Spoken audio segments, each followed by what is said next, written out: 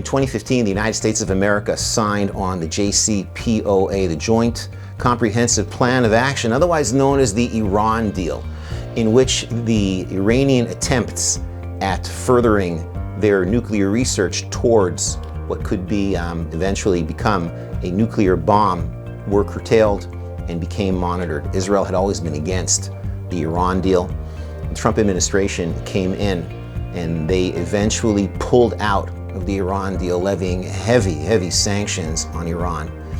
Iran is an existential threat to the state of Israel.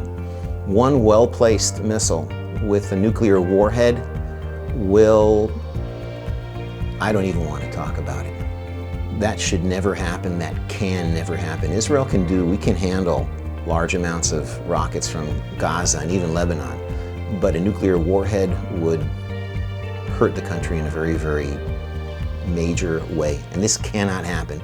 And Israel has always told the United States that we need your help, we need your assistance. This cannot happen. The U.S., as the world's only superpower, is monitoring this. Recently, the Biden administration has been working very hard to get back in to the Iran agreement. And what's happening now is because the Senate and the House of Representatives are split, there is a Democrat majority in both. And the schism between Democrats and Republicans, especially in this particular instance, is so large that Democrats and Republicans are unwilling to further joint legislation in any meaningful way. The Republicans come out and say we need to get out of the Iran deal, and the Democrats won't join that legislation. What can we as USIEA do in order to further some kind of meaningful dialogue between Republicans and Democrats in a way that if the U.S. goes back to the Iran deal, which Israel feels is an existential threat to their security, what can we do? What can USIEA do in lieu of any kind of legislation?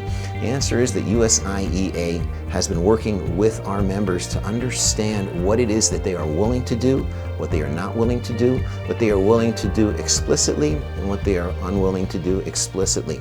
And we have found that there are certain internal lanes of action, certain legislation that even Democrat congressmen feel that they can support. For instance, at this point in time, if the United States of America goes back to the Iran deal, that is something that has to be signed off by the president, and there's no congressional oversight. The same way that the first Iran deal was sort of rammed down Congress's throat, this is going to happen again with this one. What congressmen want to do, even on the left side of the political aisle, want to be able to have oversight and want to be able to make meaningful comments and want approval.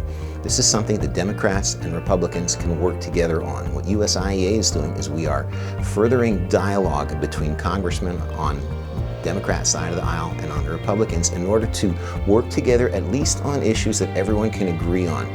Will that further legislation? Hopefully. But the first thing before legislation is dialogue.